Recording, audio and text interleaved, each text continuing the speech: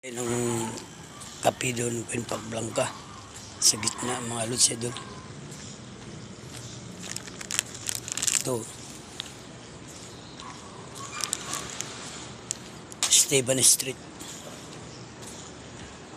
doon naman Escanio. Ito sa binibila natin ng Quinpac Blanca.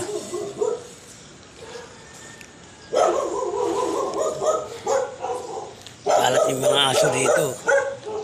Dapat ang pangalan dito hindi Flores Street, Tae Street. Wala namang ginawa mga opisyalis dito. Pero kalat, tignan mo. Yan yung post dito.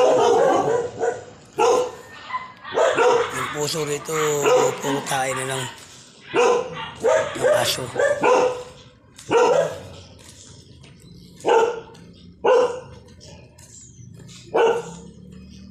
Yan.